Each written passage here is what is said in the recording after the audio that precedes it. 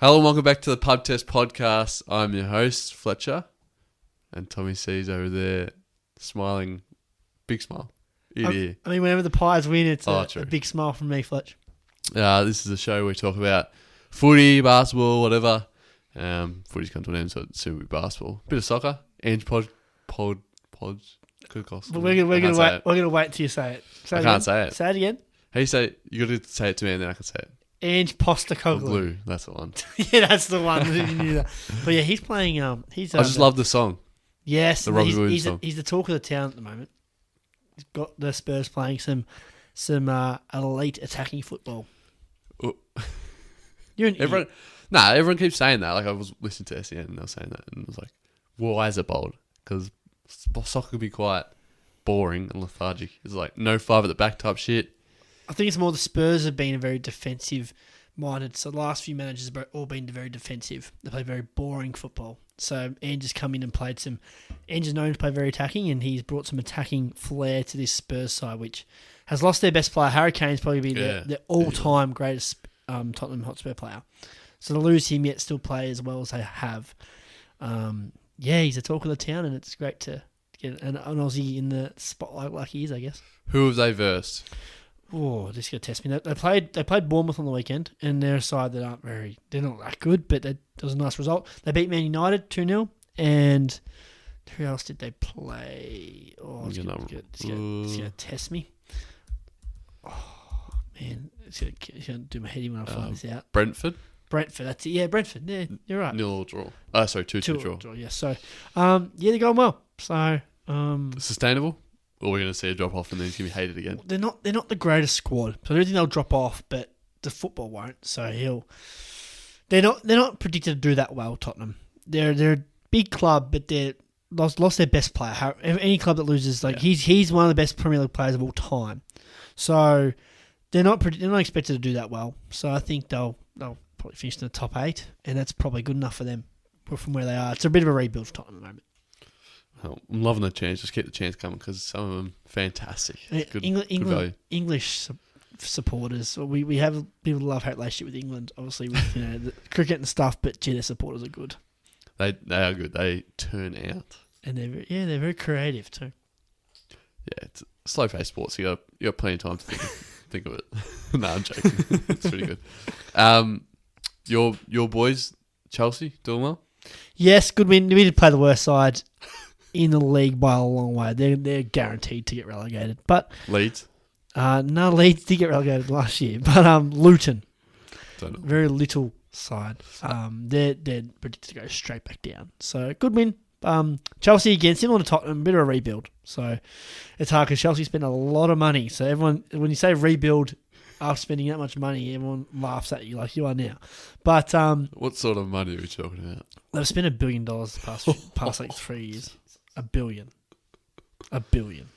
Wow. So I had a couple of very rich owners. But they're still very young, Chelsea, so they're definitely in a rebuild. I know it does sound funny when you say that. But they played the worst side in the league, so it's hard to gauge. But we've looked all right. We should have beat Liverpool. We lost to West Ham. That was a bad loss. Bashed up on it's basically equivalent of bashing up on a West Coast. That's how bad Luton are. So it's hard to gauge how good you are. But good signs early. We got again similar to Tottenham. Chelsea's been very boring the last few years. So got a Pochettino in, who's a former Spurs manager. Funnily enough, playing some attacking football has been exciting to watch. So yeah, nice, mate. What do you think of shit? Tottenham. I don't mind Tottenham, but I didn't expect to talk about soccer, Fletch. You didn't tell me we were going to talk about soccer. That was interesting. But Premier League. I'm excited. My sleep schedule's gone to shit, and I love it. So back to AFL here. 10 teams gone, 8 left. Mm-hmm. Sorted out the weak from the not very good. No, sorry, the weak and the good. I don't know what I'm saying here. The strong from the weak. Yeah, I can say something like that. 10. So round 24, longest season we've ever had. Dragon? Question mark? No. I'm a fan. Nice. I thought you were Tommy. It was a good season. 12 wins and get you in. Normally 12 wins get you in. Normally 12 wins get you across the line. 12 wins didn't get you in. So that's pretty incredible. The fact that 9 wins was bottom 4. So was it who finished 5th? I heard something. Was it Gold Coast? Yeah, or Fremantle, one or two. I think it was Gold Coast had 9 wins and finished in the bottom 4. So that's bizarre. That's bizarre and stuff. And that shows how even this league has been, which is great. And I know we'll talk more about the finals next week, but gee, this is the closest finals I've seen in a long time. It's a bit anticlimactic this season, though. Like, really, we were hoping for 4 or 5 teams in the race, and really, there's only one team in the race. That's true. Yeah, that's a good point. You were kind of hoping there was 11 teams that could finish in the top 8. Yeah. But you're right, it was only one position at stake. So you're right in saying that. But Still was a good season. Yeah, Gold Coast, 15th with 9 wins. Still a very good season. It was just maybe a tad anticlimactic. Yeah. With only one team making it. And I guess when I say 12 wins didn't get you in when it normally does, there also was another game. So maybe 9 wins because it's a bit more inflated. That's a good point. But it still was very competitive. Like, apart from even Hawthorn to the back half of the year, apart from North Melbourne and West Coast, you felt like any team could win any week. I mean, Hawthorn beat Collingwood and Brisbane. I know, but they beat Brisbane at the G. I know the G doesn't really count, but for Brisbane. But early Hawthorn was an easy kill. Well, but then late they were very good. They're very up and down. So they had some really good forms and some really bad ones. But I mean, yeah, it's been great that you're right that this back half of the year there was no real guarantees. No, not really, apart from West Coast. Yes. Which my team fumbled. So we'll go through the 10 teams that didn't make it. We'll go through little grading, little sentence, and a few issues that we reckon they have. We won't really go into who they'll be trading for, where they'll be going and stuff like that until a couple of weeks, probably post-final Say series. that for trade week, I reckon. Yeah, something like that. But we'll also be running through the recap of the week and a bit of news coming out of the weekend to do with coaches, players, and injuries, and a bit of MRO stuff. So we'll start off with Carlton Giants game. This was a very good game. Obviously, a lot at stake. Curnow got his second Coleman. Yep. How do you feel about that? You happy that he played West Coast twice and still got the Coleman? I think we were very bullish about this earlier in the year. To be fair, Tex played West Coast twice too. I know. So, yeah, I mean, he deserved it. He's been, like, I haven't got the Coleman in front of me, but he's been the most consistent for the year and deserves it. Obviously, I'm not the biggest Carlton lover, but it's hard not to appreciate Charlie Curnow. He's scary, and Charlie Curnow in finals is going to be a scary proposition. Were you a fan of the older two-finger salute to say he won back-to-back Colemans? Like, he played on it a bit. He loved it. If you win him, you can do it. I mean, yeah, when you win, you can. You can be arrogant when you're good, can't you? I don't think it was arrogant. He was just proud of what he did. No, proud. He's a little bit like, look at me. Oh, come on. I mean, when you win 2 Colemans, you kind of deserve it, don't you? So, I didn't see the full celebration, but I did see a photo of it. So I don't know if it kept going on and on and on. But he loved it. But fair play to him. Like, back-to-back Colemans. He's kicked the most goals in the AFL for the past 2 seasons after coming off almost career-ending injuries. Just say, yeah, he played had 2 seasons in a row where he didn't play, so to come back and kick 150 goals in 3 years. It's kind of scary to think. Or 2 years, sorry. 2 years is incredible. So he deserves it. Fair play to him, like I said. Well, I'm poking fun at him a little bit. He absolutely deserves it. Like, he's very good. Like, I'm not for a second am I saying that. He's very emotional because, against the Gold Coast game when they won, he was on his knees, like, because they made finals. He was on his knees, double fist, double cobra. Like, almost like he just won the premiership a little bit. So he's heart in his sleeve. He loves the celebration. So that's why, as an opposition fan, it gets a bit annoying. But I mean, you love to see it as an AFL fan, correct, like neutral. Yeah, you love to see it. Because we've always talked about players expressing themselves. So yeah, he's one of the best. Well, he's the best wall in the comp and one of the best players in the comp. A little bit of recap of the game. It was a good game until Charlie Curnow won the Coleman, and then Carlton's like, oh well. Q in the rack. We can't move anywhere. Wouldn't go that early. I'd say Blake Acres' injury was kind of the tipping point for me. Okay. And understandably so, because as soon as I see an injury flash, it's hard for the players not to see Acres' injury like, shit, I don't want that to be me. So it's, well, the Giants were amazing. We will give them credit. Yeah, definitely. It's hard. It's understandable that the Blues put Q in the rack. And rightly so. They had nothing to play for. I thought they would have rested more players, personally. I think Curnow wasn't playing for the Coleman. I think I'd rest him straight away. I would have rested Wiedering personally. I think they should have rested a few because this game was dead rubber to them. But I guess winning form is important when they're undefeated like they are. And you're not going to play in 15 days already. Yeah, it's true. Or so that even comes out to almost half a month. Yeah, a bit over. So I think it's a good game to get in. But as you say, once you see an injury, you kind of go, "Oh, I'll just pull up here," and you could see that they were a step slow. I mean, there was they showed on the couch. What's his name? Jerry McGovern. Literally, no, not Jerry McGovern. Mitch McGovern doing up his shoe. That's just so comical, Fudge. I know, but it was just kind of where their mind was at, in my opinion. There was half a dozen. When you watch them, you're just like, oh, they're behind there. Like they were always a step behind, maybe 2 steps behind, because they just weren't sharp and as intently focused because there was nothing to play for them. So. You could tell one team was playing elimination final, one team wasn't, and that's understandable. You can't begrudge Carlton for that. No, like definitely it's just not. instinct. They would never admit it, but if you see a player injured, you're like, shit, that can't be me. So that. But Vossi's comments were quite interesting after the game, saying that we got away with one last week, we couldn't defend turnover, and we couldn't defend a turnover again. So they've got some issues off the back. It wasn't just totally the fact that they weren't willing to do it. They do have a few minor issues coming through, and Vossi's openly admitting that, which is good. And I mean, they'll focus and finals, that intensity will come along, and you hope that the system can stand up, which I think it has shown that it can enough. On the couch, shown a few deficiencies. I haven't got the stats in front of me, so I'm not going to pretend to know them. But they did show a few categories. I think it was turnover related that they're bad in terms of the rest of the comp. So that's while their contests and their clearances, they're one wood. They have shown enough things that they're not in as good a form as they were in a few weeks ago. Yeah, and I think even throughout the period where they're winning a lot of games, you could see that even though the defense was good, 2 or 3 kicks to the corridor or someone swings from boundary side to corridor, they do get opened up a little bit. They do get split open, which, I mean, most teams do, but they, when you talk about the very, very tippy top and the top 4 team, they do get split open a little bit. So that'll be an interesting watch over the next month. And that could be the undoing of their final series. They're so clearance dependent that if they don't win clearance, they'll struggle. What I will say is, does Pitnet come back in? This is my next thing.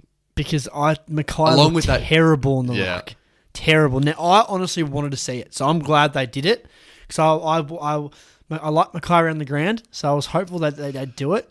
It didn't look good. No. So it's that question is, they've clearly identified since Mackay was out, this small to tall ratio has got them 8-9 wins in a row. Do they bring Pitnet? But Pitnet is so integral to their clearance game. Do they give up a small to win clearance? I cannot decide for the life of me. I totally agree with you. Mackay's locked. He has to. Yeah, he has to play. They're wedded to him because he's got a 7-year contract. Yeah, he's playing. Pitnet is obviously what you said, so integral to what their almost like theme is, or what they try and embody, which is like tough and hard and everything like that, similar to their coach. DeConning's the one that you got to pick him. But you've got to pick him, exactly right. He looked really good against Gawn a few weeks ago. Yeah. For me, that was kind of the... Since he started the contract, he's looked really good. Genuinely has, you're right. You've got to pick all 4 of them. Sorry, all 3 of them, and then Curno's a 4th, sorry. But then you give up, and I don't see him as a incredibly incredibly well... they don't cover the ground incredibly well, if that makes sense. Their midfield doesn't. So it's kind of like you almost need the half forward to help them cover the ground. Ever since Mackay went down and they got that extra small in, it has turned their season. So, but you're right. Like it's so hard, and we'll dive into it more next week. If they choose Mackay, if they choose Pitnet, say, or one of Pitnet or DeConning's out, and they choose Mackay's second ruck, do you reckon he will want to stay around and plays a second ruck more consistently? Because he was on Triple M, and he was on Triple M on Monday when I drove home from work, and they asked him about the ruck and how, and it was a very just batch. It wasn't like, oh yeah, it was good to get up the ground. It was so plain and so boring, his answer. I can't remember what it was.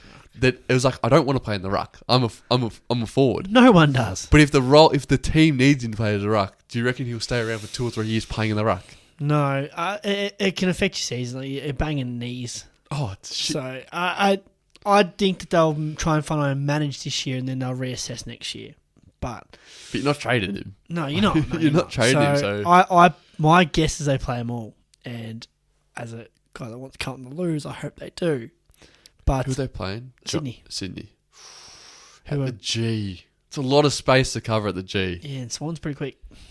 We're meant to be covering this next week. Not Yeah, now. as I say, we talked too long. So let's. Oh, what I want to say on the Blues quickly. Gee, their fans are terrible. Now look, Give him a break.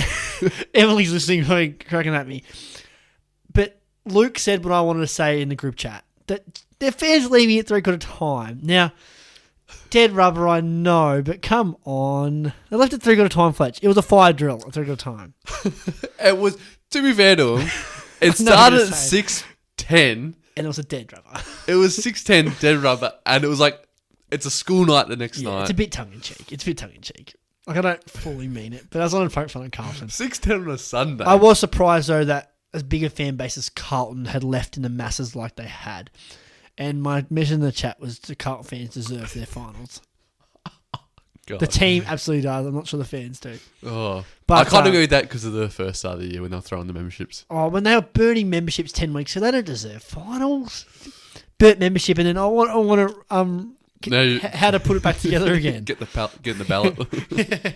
Where's the glue to try and stick to get it back together again? That membership, but that was a bit No, they're passionate. tongue in cheek. They're Charlie Curnow wrapped up in a little ball. Because the energy in Emotional, the start of the heart on game, sleeve. energy was really good at the start of the game, so it was there. But we'll quickly talk about Giants because they deserve to play finals. Yeah, totally agree with that. I want them to win. I don't think the Dogs deserved it. I thought the Giants did, so that's why I was hoping the Giants would win, and they did. Their game style just stands up in seems like it'll stand up in finals more than a Dogs would. Oh, I mean, they're just bullying. They're like, someone said this the other day. If they had this kind of mindset when they had Leon Cameron, they would have won a premiership. Like they used to win on class and silk, and now they're winning with Dog. But they're also still got the class and silk there. Like you still got Kelly and Whitfield that do it, but they've got like Toby Bedford, Daniel, Brett Daniels. Yeah, Brett Daniels, like number 16. I've got his name it's gone from mine. That is Brett Daniels. I think. Is it? I don't think so. Anyway, they've got like these players that play their role very hard at the footy, got a hard edge, but still got a lot of class and a lot of skill about it.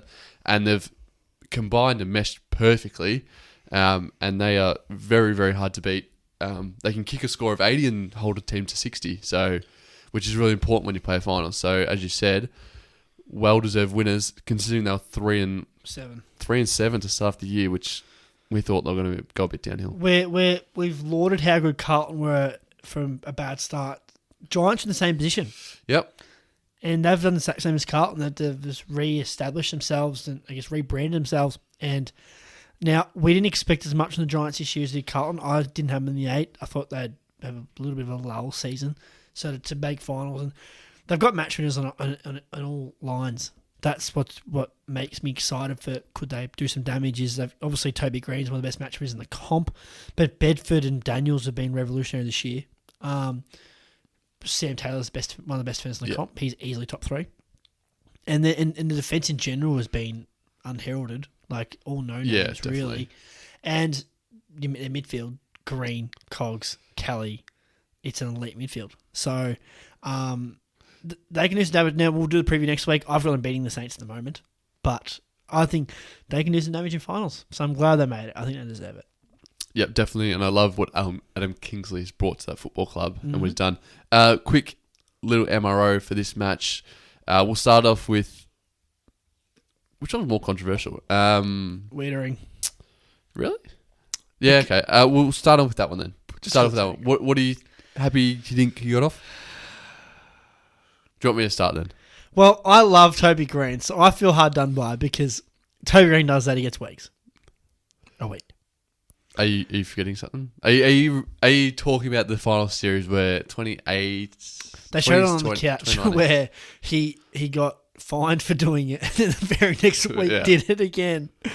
It's hard to tell because we're doing squeaky clean, so you can easily make a case that it wasn't on purpose. I'm not sure how real that is. Because he was ultimately trying to get Green off. Because Green was had a kind of headlock. But I feel hard done by because I love Toby Green so much. But, I mean, I don't hate it. But I'm a bit biased. So yes or no, you're happy that he got off or not? I'm not happy, no, but it probably was right. So you just think you got what you should deserve 1 week? No, it was the right decision. I'm not happy because I hate Carlton. It was probably the right decision. When it first happened, I was like, throw the book at him. I've kind of come around to, I think it's the right decision. God. It's the right decision, totally. People comparing the Toby tax and stuff like that. No offense, but when you put yourself in that position that many times, you're going to get unlucky.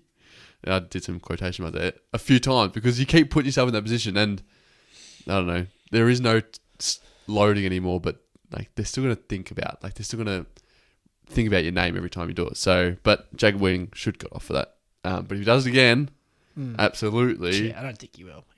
Once accident, twice is on purpose. So, and then Toby Bedford got a week for his bump, and to me, bullshit. Yeah, clean. He'll get off for that. Get off. If he doesn't get off, apparently they challenged it within minutes. So. If he, it wasn't even high.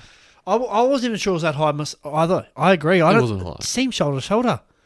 So I'll be sure. I really hope he gets off because he's an underrated addition. He took a little bit to get in the side, but once he's got in, he has been unreal. Fantastic. Yeah, like him and Brent Daniels is a small forward combo. Up there with the Collingwood combo and probably the Melbourne combo, like probably top 3 small forward combinations. The Lions combo too. The Lions have a trio: Bailey, McCarthy, and Cameron. They're a bit different, but yes, I do understand what you're saying. They're a bit more aerial. I get that. They're a bit more silky and skillful, whereas I'm talking about just pure pressure. Tackling players. But they are definitely probably those 4 at the top. So I really hope Bedford gets off because he's crucial to this Giants side. Yep. Love it. That's it we need to talk about them. Mm-hmm. The Collingwood Bombers game, we want to talk about that for a little while. Your Pies, did they get their mojo back? To some extent, yeah. It's always hard to tell when the Bombers were that bloody bad. That was genuine witch's hat stuff, Fletch. Yeah. That was terrible. And I didn't watch the Giants game the week before, so I obviously heard how bad the Bombers were. It was almost worse. I now got to see it. That, they'd come out in the media and saying, like, pleading the Bombers fans to come out. They got a Friday night fixture. I think it was a home game for them. And to turn up with that was genuinely embarrassing. Piss weak. So it's hard. It's Collingwood. I wanted to see signs of Collingwood improving. Hard to tell how much because the Bombers were just so bad. Yep, totally agree. I really liked Zach Merritt and Brad Scott message after the game. They obviously Zach Merritt did an interview and then Brad Scott did an interview too, the post-game interview. Really strong, really straight down the line, which you expect from both of them. They both speak their mind. I think when you have your leaders on one page or similar, they will deliver the same message in really well. And some really strong words such as we need to get fitter. There needs to be high expectation. You don't want to be in this position, like Zach Merritt was saying. Finals. Like, what the hell are we doing if we're not playing finals type of thing? So it was very strong and directed at probably individuals, considering Jake Stringer could be a match winner, but yet he's overweight and not quite there. I know they've come out and said it's concussion issues, but we've always known that he's not a hard trainer. It's not every year. There's no way. Yeah. So I think there's a few people that will be sharpening their sword over the summer and looking to get fitter and put more time into footy by the sounds, and Zach Merritt and Brad Scott will demand it, and Essendon fans should demand it because maybe it wasn't all Ben Rutten's fault. Maybe it was actually sometimes the players' fault.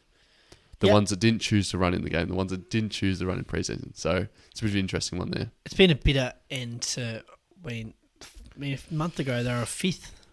I know, but there wasn't... 5th. Probably 7 or 8 weeks ago, it wasn't like, we're 5th, we're going well. It was like, false pretense. Okay. But it was definitely an improvement. Definitely, what people thought. Yeah. And now they've kind of gone backwards. They've kind of regressed almost where they started. So Scott said it before the game. He said it after the Giants loss. We need to be careful if we put on a performance like that. We've lost a lot of progress, and they did put on a performance like that. So, my worry is that the game style they played isn't conducive to finals. So I think that's been something that's been... Don't defend. That's been something that's been talked about a lot on those shows. Yeah. That, to play like this now, cool, wins your game. It was Geelong the year before on the flag. Geelong for a few years said the game style made finals but didn't win them finals. It was a few years before they won that 2022 Yeah, flag. Was they'd play these chip mark games so they'd get to finals, and then in finals they'd get, when it's a bit more messy, Yeah. they get overall. So it was like, what's the point of playing this now for the Bombers when they're just going to get bundled out in the finals, and they're not improving towards that, I guess, that potential flag. But But they have no sense of defending their goals. And their goals is not the ones that your full forward is. It's where the full back is. So they're not protecting their and sort of aiming for a score to keep someone to. They're trying to kick more than a score. And we just know that doesn't work. The Dogs do that.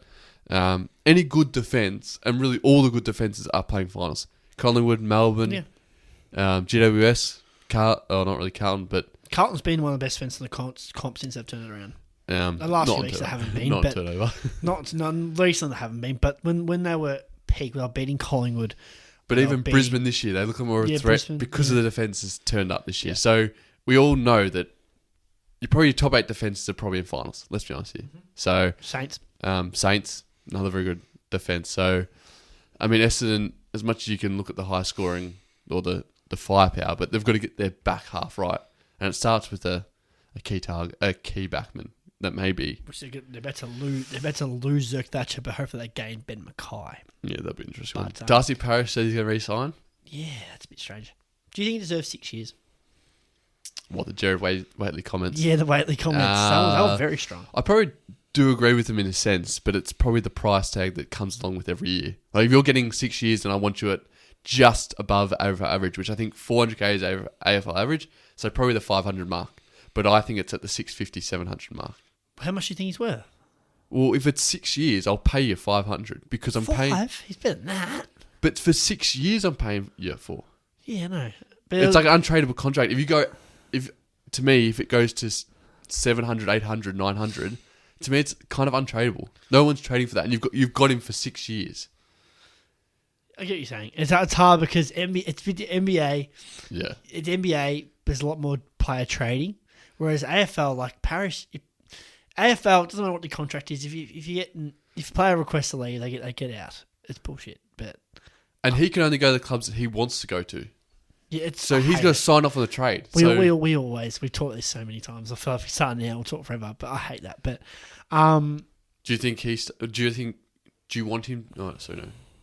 Is he worth 6 years? In your opinion? I don't know. On good enough money, he is. It's like if it's like 6 years, 750. No. 6 This years. is what I said. But you said you're saying like 500. You think it's worth?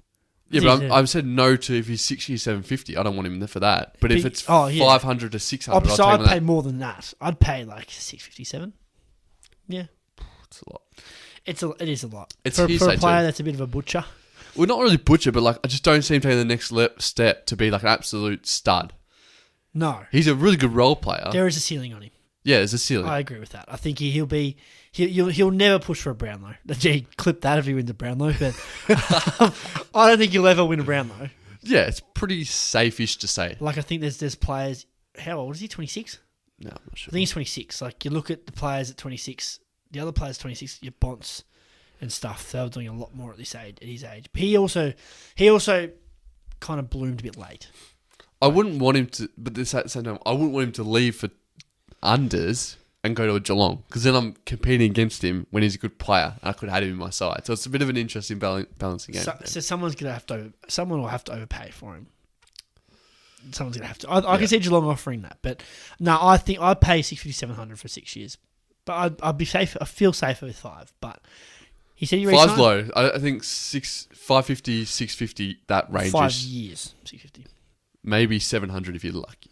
If you're showing a lot of leadership inside the 4 walls. Who knows? I think that's about it between those two. Mm-hmm. That games. Yep. Those games. Yes. Games.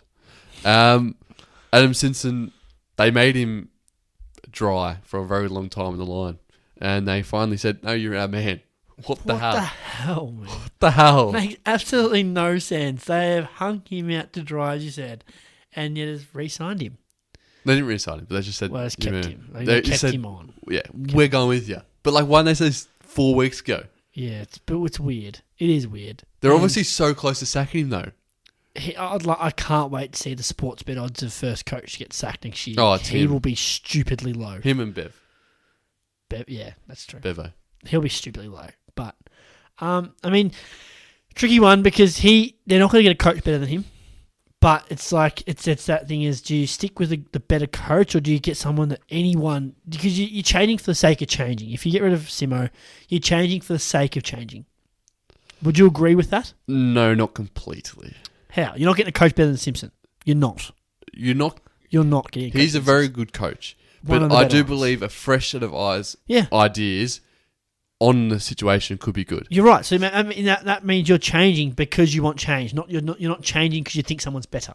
Oh, sorry, if that's the question. Yeah. No, I don't. Yeah. I don't think you get an out better coach because there's not a better coach on the market that's proven themselves. That's true. But I do believe you can get a fresh set of ideas. Someone like an Adam, what's his name? Adam Kingsley. Uze. No, that went to GWS. Kingsley. Yeah, Kingsley. Like no one knew of him as a coach. true. Then he comes in, and now everyone knows him. So there's Dean Cox. That's a good point. That's probably not a fair comment for me to say get someone better than Simo because there's not many better than Not Simo. proven better, Correct. but a fresh set of eyes. And the second thing I say, when this group eventually comes through and they get the draft picks and they develop them, will he be there to see the fruits of labour, or will they be changing 4 years into the system? And does that mean that the system changes again? So then they've learnt this one way and now they've got to change it again. They've got to learn another way. Like, That's my worry is they're still so far off being good again. Is he going to be... I can see it being close to 5 years, like 3, 4, 5 years. Sure. Can you really see him being there for another 3, 4, 5 years? no, definitely not. And that's why it's kind of like, why don't bring the coach in that's going to be there in 3 or 4, 5 years, which I know if you start losing a lot, you bring the coach in, you start losing a lot, then they eventually get sacked and you just end up in a cycle. But I just don't see him being there. They have to be they're 3 drafts away of talent, let alone developing that talent, which is pretty much 5 years. It's beneficial for West Coast because then they sack Simo and they get the new coach in when they're ready to take the step. Yep. For Simo, I don't see... I think it's money, though, because he gets paid if he stays on. I think so. Yeah. But I just can't see him being there when they challenge finals again. I can't.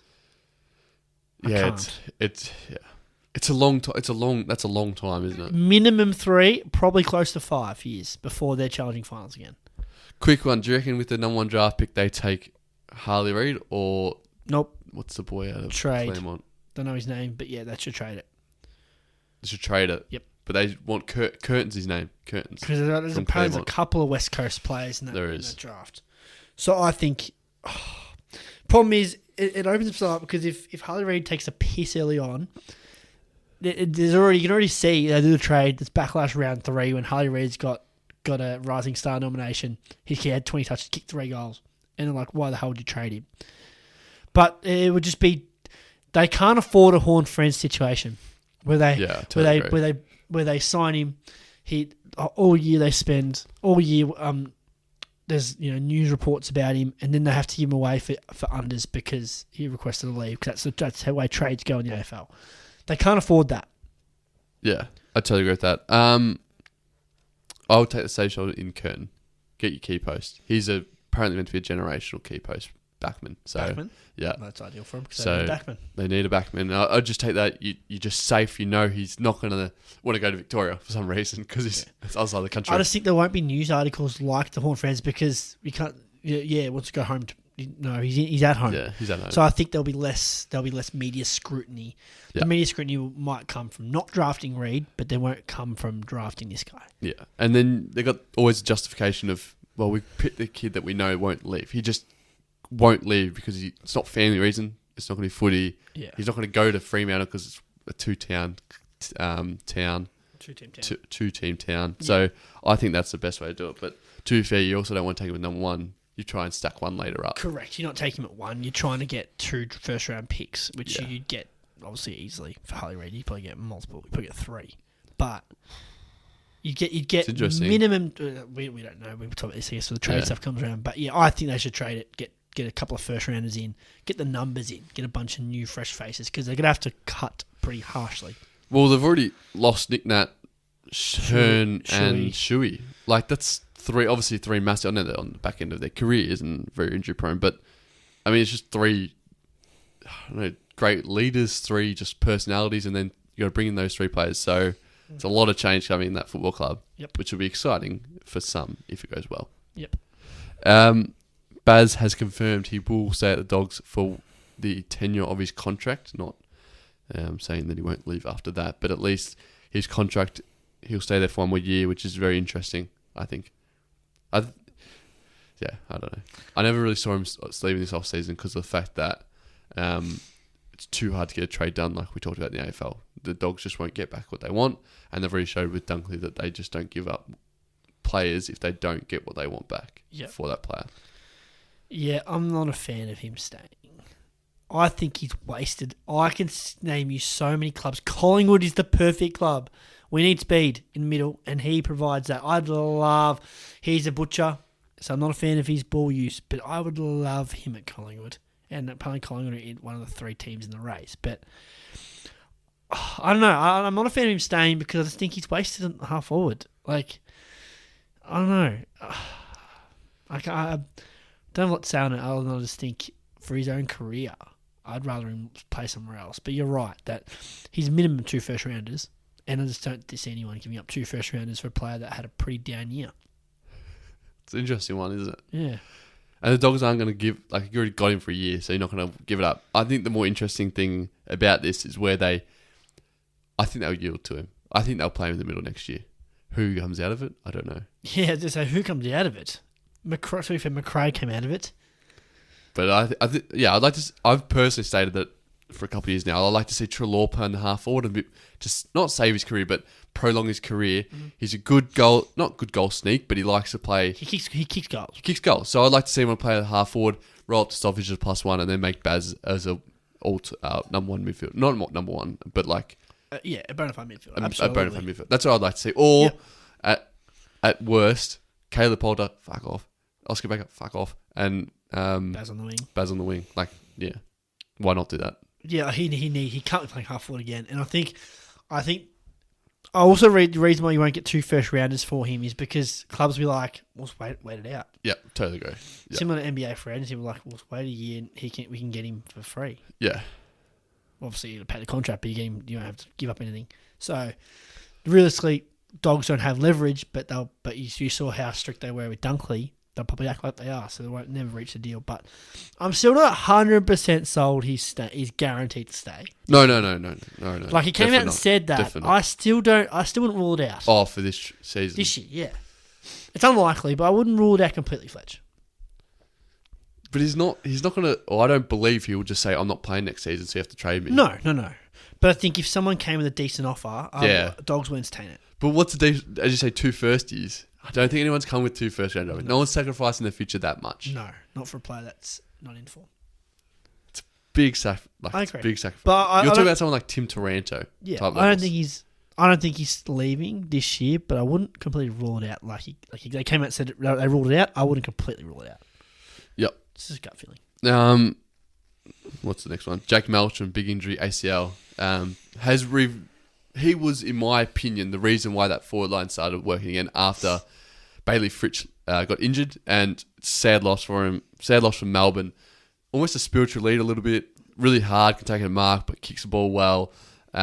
Just a bit of everything. Obviously kicked the goal after the siren or close to it. And yeah, just a shame for someone that's toured away in the VFL, got an opportunity just before finals. That's the ACL, so sad. They'll be playing for him. It's sad, and he's a real grafter. Like he just gets the job done. He's not nothing special. Not beautiful to watch. He just does a job, plays on a dangerous defender, and keeps him accountable and kicks goals himself. Like seems like a great clubman from on the surface. So yeah, it is sad. Definitely makes them weaker. So I guess yes. No, you never want to wish upon injuries. The last thing you want to say is I'm glad Melksham been injured. Of course I'm not. That definitely does help Collingwood's chance. It definitely hinders Melbourne. But it is sad because he just seems like even when he got injured, came back to the bench and his attitude very easy to be so down. Like when Gawn got injured, Gawn was in the room crying. Yeah. So for Melksham to come back up and have the attitude a lot of people wouldn't be able to do that. So it shows how good a clubman he is. Yep, totally agree with that. A question was posed. I heard: would you rather, as Melbourne, say a Jake Melton type defender? Like a similar level, would you rather lose that as a defender, or would you rather lose him as a forward? Does that make sense? I'm going to try and think of it. You're saying his defensive qualities, you're saying? No, like the equivalent of him in defense, in their defense, would you rather lose that player? So it wouldn't be a lever, it'd be someone under a lever trying to think of their halfbacker. Like a Salem. Would you rather lose Salem or would you rather lose Jake Malcolm? Because you're losing scoring power, but they can't score any or not very well. Salem had a Or you're losing the best asset or weakening their best asset, which is their defense. And you leak goals that way. I still think I'd rather lose. I still think Salem's a worse loss. I think I'm at that too. Just. It's so hard to a worse loss, you'd rather lose. I'd rather lose Malcolm. Yeah, I'm not agreeing with the opposite. I just think they've got so few options in that forward line. I guess you're right. Their forward line is an issue. Their back line hasn't been an issue all year. I think you can cover for that. But you think? Oh, so you think? To be fair, Trent Rivers has become a very, very good halfback. So you actually, I still would say Salem, but yeah, it's a lot closer than now I remember Trent Rivers has come really good. Yeah, maybe it's a little bit more close than I thought, but it's obviously very hard to predict. But he's a big loss for him, Fletcher. Definitely. It's a shame. Heart goes out to him. Season review of the teams that are gone, the 10 teams. We'll just do a little bit of a letter grading and maybe just a quick sentence of their weaknesses or how we summed up their season a little bit. Maybe we'll see where it goes. So we'll start at the bottom of the ladder. West Coast. I'm going to give it a D minus, as close as you can to an F. I didn't do an F for anyone, but F, Fletcher. There's only one answer to this, Fletcher. It's an F. Well, their last 2 weeks literally just clinged on to a D minus. The last 2 weeks. Yeah. Well, that's it. What about they wouldn't be a VFL side for the other 21 weeks? Sorry. I'm sorry about that. F. Big, fat F. The only reason why it's not an F, the only reason why it's not an F minus or a bloody G, whatever's the next letter, is they're Harley Reid. Or they've got their pick one. So, F. I can't really consider anything else. Oh, that's weird. Do you think North Melbourne should have lost that game to keep Harley Reid? Well, yeah, I forgot to mention that, didn't we? Let's go to North Melbourne. Answer that question first. No, they should have won. No, it does a lot to winning. Winning does a lot. I think culturally, the winning is a better thing to do. It is funny. They've wanted to win for 23 weeks. Yeah. For the one game they're happy losing, they win. But at the same time, I think for those players like Eddie Ford, his first win in 20-something games. That's incredible. Ben Mackay, 8 wins in like 100-odd games or 70-odd games. So, you just need to win those games just to show you're actually on the right track. Because some of these players would have been toiling and going, what the hell are we doing? Why are we doing this? So, and as a proven, I know there's a lot more picks than pick one in the draft, but it is proven that pick one is not always the best player and more likely isn't the best player. So you can have the number one draft pick, doesn't mean you got the best player. I think I saw a stat. There's only like 3 or 4 pick ones that have won a flag. I think it's Luke Hodge. There's some old person we don't know about. Yeah, I don't know. There's only like 4 pick ones that have won a flag. That was such a bizarre stat when I saw that. But yeah. So take the win and make sure the culture's going right. They're going to have 2 very early picks. So they can fucking pick 3 from Ben Mackay. That's a joke. North Melbourne, your season rating for them? D. Yeah, I've got a D minus here. Pretty bad. It was 20 in a row losses.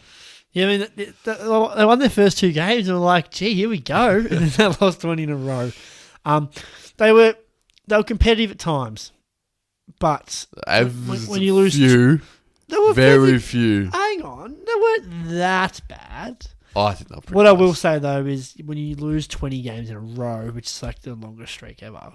Apart from West Coast. No, I'm not sure West Coast is that bad. I'm trying to look at them. They were competitive against Collingwood. They should have beaten Sydney. They were robbed by the umpire that day. Didn't they fuck up? Oh, they did. They weren't robbed. They did fuck up. The Dogs, they were close. 20 points. I mean, that looks like that doesn't look like the worst loss at the moment. But I'm happy with a D. I'm pretty content with a D. We saw good signs. Sheasel for me is the favourite to win the Rising Star. Yeah, he'll win that. Wardlaw looks unreal. Nick Larkey. Yep. If Nick Larkey played for a big club, he would be lauded as the best forward in the comp. Yep. And Taron Thomas was a He was good when he came back. Yeah, very good. So Very. hopefully he can keep on the right path and play a lot of games because he's a bit of a shining light. And Paul Curtis, I thought he was really good. Hard nut, half forward. They're hard to get by. So it's just a defence. I mean, some of the contracts they gave out, Aiden Core, 6 years. Aiden Core. Ben Mackay going to leave. And then... Griffin Logue didn't Griffin show Logue, enough early. He's on a big... He showed a lot at Freo. Haven't seen it at North yet. No, so... Yeah, they've got some interesting... They've got growth, but yeah. I don't know where they go, to be honest with you. Yes. It's a hard one. It's a hard one. Hawthorn. Good. What do you guys letter grading? So C's the average. Definitely above average for me.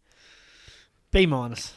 I got a B minus for them. Yeah, B minus. I got a B minus. They showed enough. They were competitive in a lot of games. Some big wins too. That's what you want. I think that was the perfect rebuild year. So honestly, it probably should be higher. I'm going to say B, actually. I'm going up to B. It's probably stiff to say B when it's close to the perfect rebuild year in the sense of what you want to see in a rebuild year is they're competitive against good sides. They take a couple of scalps, and they did, Brisbane and Collingwood.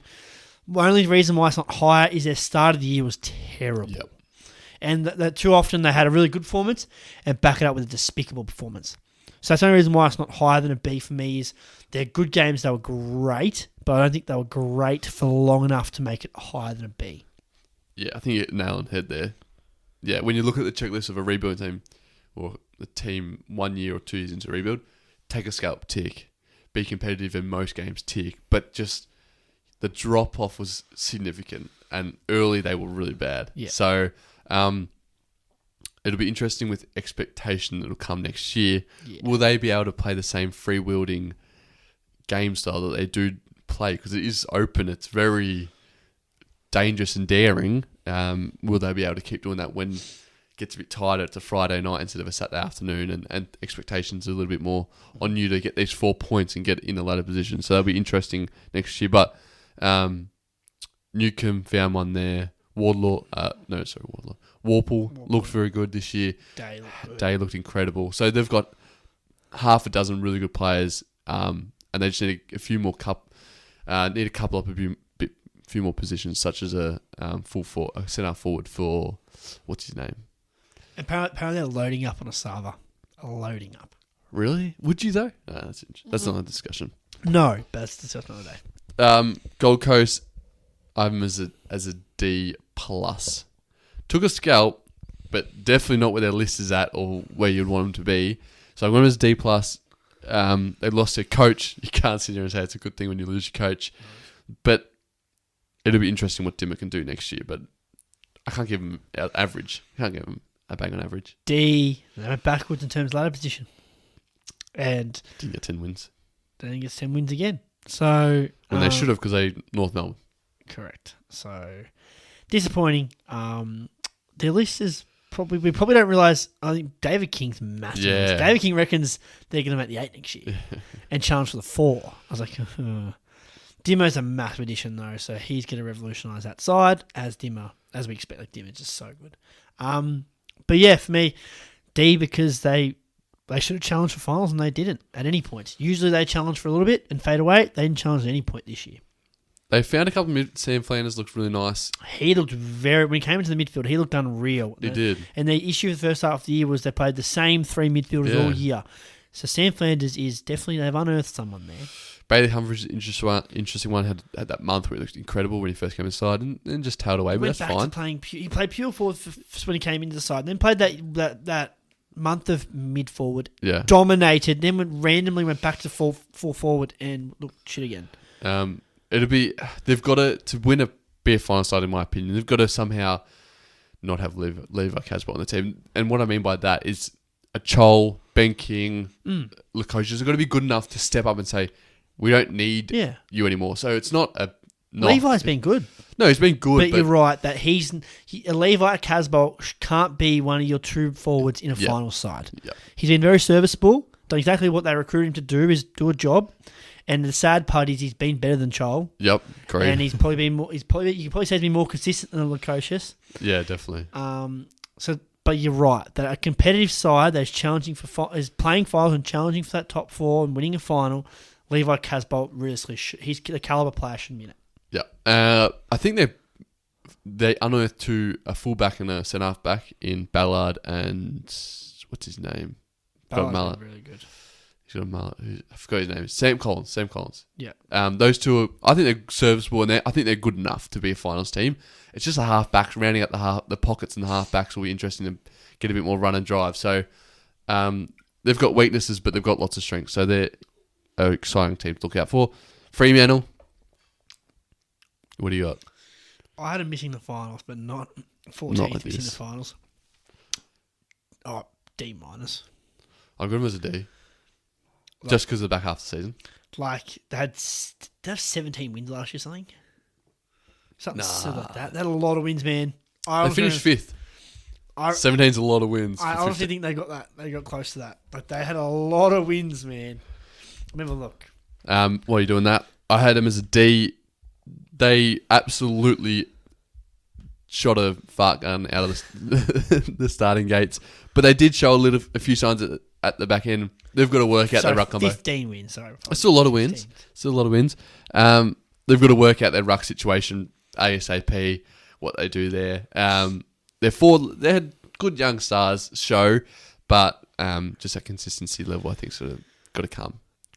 They've got enough there. I love Jai Miss. Yep. Totally and Sarong and Brayshaw are obviously elite. I think Hayden Young playing midfield was a really nice find. He's pretty young. Yeah. Get it? Yeah. We'll cover areas there, but you're right. Sean Darcy cannot be in that side. Luke Jackson's made the All-Australian squad now. Terrible. We'll But you cannot make a guy that was nominated for an All-Australian be a second fiddle. Yep, totally agree. So that he has to be given the keys now.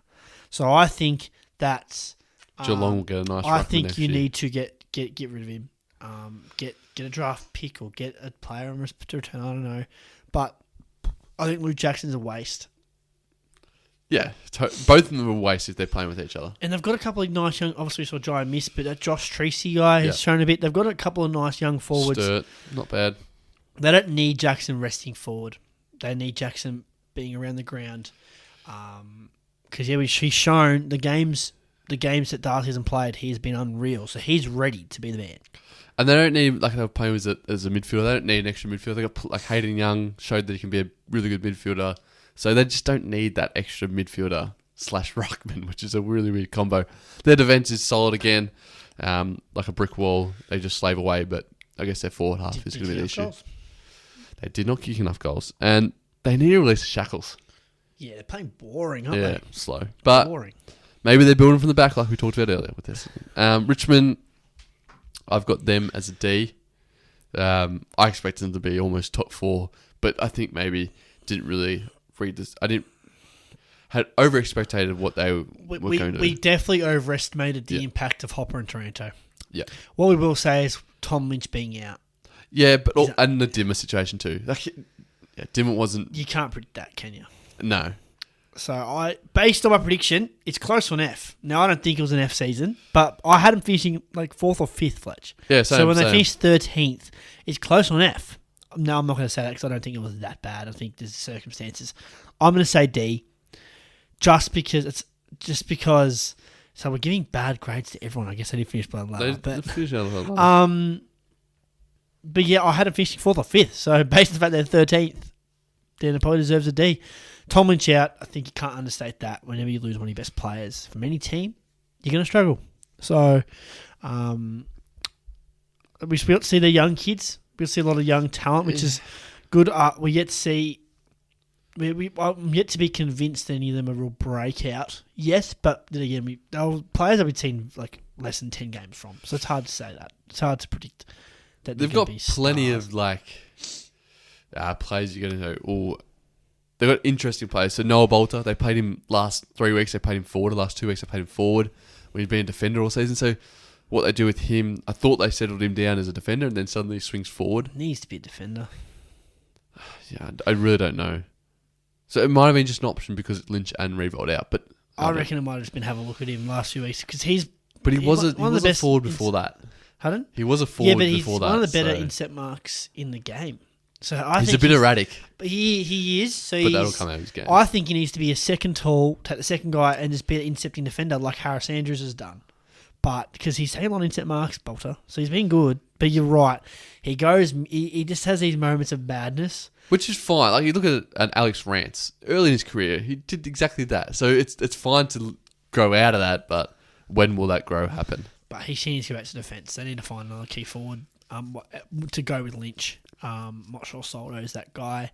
I guess they've got that Ben Miller. And Gibcus. Gibbs is a defender. He'll be a very good defender. He was injured all year, I'm pretty sure. He didn't play any at all. He showed a lot in his first year. So yeah. They've got enough Richmond. I'm not sure they'll be playing finals next year. They're in a real awkward position, aren't they? They are. Where they could probably challenge the 8, but I think they're challenging for a flag. They're not challenging for a flag. But they've got half a dozen that are on the edge. Dustin Martin, Grimes, Voston. I could name a few more off the top of my head. I can't remember any top of my head. But then they've also got Prestia. But then they've also got like Shea Bolton, Tim Taranto, Jacob Hopper in that sort of range, 2060. Then they've got a 4 or 5 underneath that. So they've got a really interesting age group. If they can mesh and get it right, they're going to be scary. But that's a 10% or 20% chance of that happening because it's just hard to happen. The Cats next up. Again, had to win the flag. So when they finish 12th, I feel like it's easy to me just give them D- left, right, and centre. But I had to win the flag. So if we go from 1st to 12th, is a bad season. Yeah. Again, they had extenuating circumstances. So I had a fair few injuries. They didn't help themselves early. No, they didn't. Like the injuries, yes, there was injuries, but they did not help themselves, like playing Tom Hawkins when he probably shouldn't have played first couple of rounds. Like that. So. You're right. I guess they kind of planned on timing their run like they do every year, but this year they just weren't good enough to so even they couldn't get those easy wins. They've just been able to flip the switch. Yeah. Every year, but they just weren't able to this year. So again, I have to give it a D because I had to win the flag and they didn't win the flag. Well, they didn't get close. They didn't make finals. So I've got him as a D2 here, but I really want to upgrade him to. I really want to downgrade him to a D-. Yeah. Like as you said, we haven't won the flag. Do they have enough on their list? Is an interesting argument, but their midfield is a real issue for them, and I guess they'll target some players in the off season. Parish, Baz, to see if they can get them in. So and I guess another year, well, next you get to see the likes of Tanner Brewer and Jack Burrows. Ollie Henry was quite good. Ollie Henry was good. Yeah. So it's funny that he leaves Collingwood and now misses finals. So sucked in Ollie, but no, they've got some young talent. Max Holmes, he was a bit disappointed with him. But was a bit disappointed with Holmes. Yeah. But he's shown how good he is. He was one of the best players in last year's final series before he got injured. So they've got enough there. They could make a push, win the flag. Don't know, but not win the flag. I can't see him being 12th again. I'll say that right now. There's a lot of teams you can say that about. So I was just say you can say that about everyone below him. Yeah. Essendon, how did you see their season? I've got them as a C-.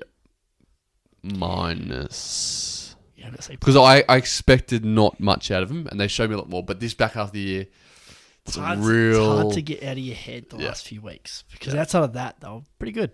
They weren't too bad. Outside of before last pre-buy, first half of the year before their buy, quite good, very good, pretty very good good, after that too. Very good. After that, 4 weeks good. After that, a bit shaky. And the last 2 weeks got rammed home. Yes, I up until the last few weeks, I would have had them as a B plus. Yeah, because B. Well, they were 5th, Fletcher. They were 5th. I know, but a lot of teams, St Kilda were in 5th. Yes, but the Dons were 5th, Fletcher, yeah, and no one expected them making finals. So up until then, I would have had them was a B plus. I'm going to go with a C plus. I think we saw signs of improvement, so that's why I'm upgrading from a C to a C plus. And it would have been a B minus to a B had the last few weeks not gone the way they did. I love Zach Merritt-Shear. I loved the fact that he didn't have to play midfield to dominate. I liked how he went forward. That Carlton game, he went kick goals, playing forward after getting tagged. I liked he was a bit more unselfish this year. I did like that. And we saw signs. Heppel had a surprisingly good year. Are you happy with him getting a contract? Yeah, fine. He had a good year. Who else getting in? But they'll lose Sir Thatcher. Looks likely. Yeah. Potentially get to Ben Mackay, which would be nice for him. I like Ben Mackay.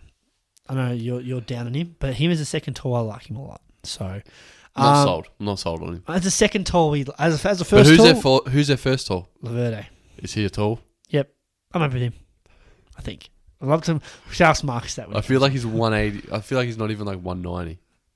Hang on, let's find this out, eh? I've got him as a C Jaden. minus. Yep, go on. As you said, I was expecting a bit more from Peter Wright.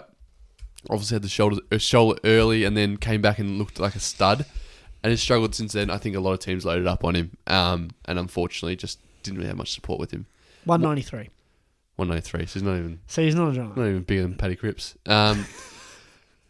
Interesting one, Archie Perkins, Harrison Jones, where they go from those two. Would be interesting to see. And Nick Cox, same draft there. Cox was injured, so I'm fine to give him a pass. Harrison Jones is a concern because he did not Sam Wiedemann was dog shit this year. Harrison Jones still couldn't get a game. He had to be injured. Like, I'm convinced. Marcus might message me tomorrow and say Harrison Jones was injured, Tom, but how Jones couldn't get into a side with Sam bloody Wiedemann, who went a month at kicking a goal as a key forward. He's genuinely shit flesh. Sam, I want to see his stats. But their next wave of players coming through is going to be really important. Those players we just talked about really need to start pushing next year to push the standards, drive the sort of the situation, and not let the older guys like Zach Merritt do that. Hobbs was a really good find too. Yep. They've got half a dozen good finds, but they need to start pushing the standards and start pushing the team forward instead of being dragged along and helping every now and again. Does that make sense? He was 7 games in a row with kicking a goal. Sam Wiedemann. 7. Important to structure. Key forward, Fletcher. In that time, West Coast, the Kangaroos, the Dockers, the Crows, the Cats, goalless against all of them. Fair enough. He's shit. And I'll be honest, I'm surprised. I thought leaving Melbourne to Essendon was a great decision for him. I honestly thought it was a great decision. But he sucked. Do you remember when you wanted him to go to the Pies and you were disappointed when you didn't go to the Pies? I actually wanted him at Collingwood. I don't reckon I want him at my VFL side. Come on. So, Harrison Jones has to be concerned, yes. But Archie Perkins, he showed signs, but probably didn't go to the level I'd hoped. Yep. So, we'll see about them next year. Crom. Good year. B+. Yep. Obviously, the behind post is a situation, but in a whole totality, they are challenged against the good sides and didn't play well against the bad sides. I know that's not a good thing, but it's also... I know it's a good thing, but it's also a bad thing at the same time. So, work on that consistency. I love their game style, their midfield away, and maybe short up their defence. But yeah, they're very close to it. Very unlucky not to make it. Unlucky is an understatement. Yeah. A minus. A minus. Yep. Because that goal posting, they make finals. It's an unreal season. Because I wish I kept my predictions. I don't really know where I had them, but I definitely did not have them in the 8.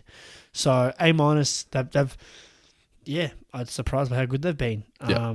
Dangerous. The and game lively. style is definitely a sustainable one. We can't say about Essendon. And yeah, they were goalpost decision away from playing finals footy. So, Tex surprised by how good Tex was, Yeah. considering how old he is. And their forward line of Rankin, Rochelle, Pedler, Saligo is dangerous. What I will say, Riley Thilthorpe Yeah. on watch. I remember I did the Adelaide preview, and I hyped this man up. He was no good. And again, it's hard because he's playing in a forward line with Tex Walker having 13 shots at goal. But I need to see more. As a whole in totality. He's the same year as Jamara, and Jamara's elevated Yeah. himself. Hasn't showed once a sign of, yeah, okay, he's going to be a player. Probably his first game was the only time we kicked 5 in his Yeah. debut. But you're right, you haven't seen... This year, This year, I'd love to see how many times he kicked multiple goals, because I'll tell you right now, Fletcher would be less than 5. It'd be less than 2. And they've pushed him into the ruck a lot now for that, because they've got to play Yeah. him. So, Fogarty didn't quite live up to expectations either. Off He the faded back a of bit. last year. Right, he faded a bit. Thilthorpe averaged, he kicked 21 games for 18 goals. That is not like, you're not expecting 40 plus goals because he's playing as basically a third tall. But 20 to 35. he kicked multiple goals in 3 games. 4. Nah, 4 that's games not for good. the year. That's not good. So he needs to be He's picked on up. watch next year. Correct. Dogs, finish it off, round it off here. I might leave you with this. D minus. As close as disappointing as you can get out of any team in the bottom 10 here, in my opinion. Especially considering that, I mean, probably 5 rounds ago, almost challenging for a top 4 spot in terms of points, and has fallen off one of the bigger cliffs we've seen this year. And the amount of question marks and finger pointing, it's always like, you know, the Spider-Man meme where they got 3 Spider-Mans pointing at each other. Yeah. This is what's happening to the Dogs. So, every bit of an F almost. It's D minus, but so close to an F. It's not funny. D. Maybe it's a bit lenient, but I had them finishing 8th. They finished 9th. Yeah, I still haven't finished in the 8. I'm not even sure if I had them in the 8. So I'm going to go D. But you're right. The way they've capitulated probably makes it close on F. Because you're right. There was a week where there was a genuine discussion they could overtake Melbourne in the 4. Yep. So the missed finals. Before the Hawthorn game, they had 11 wins. So really should have beat Hawthorn, beat West Coast, and then they beat Geelong. That's 15 wins. Yeah. They're now out of the finals with 12 wins. No, you're right. So yeah, D for me. Yeah, it's like six losses by under 10 points. Just Dunkley was a bigger loss than we thought. And I can see in your face how annoyed you are. I think the big plus has to be Jamara. Yeah. He kicks straight. It becomes a very, very good year. Yep, tailed off, but for 6 weeks there, shown some genuine signs. He showed enough where next year you expect him to kick 40 odd? 50 plus goals. Yeah, I agree with that. What I will say is Norton. Yeah, really interesting. It's such an interesting discussion. I was, if we're on discussion now, I was before the season started, I was, no, he can be a forward, he can be an All-Australian forward. No, he can't be an All-Australian forward, but he can be an All-Australian centre-half back. But he won't go back to centre-half back. He doesn't want to. Nah, his comments on a podcast with Tommy Sheridan, he ain't playing half-back.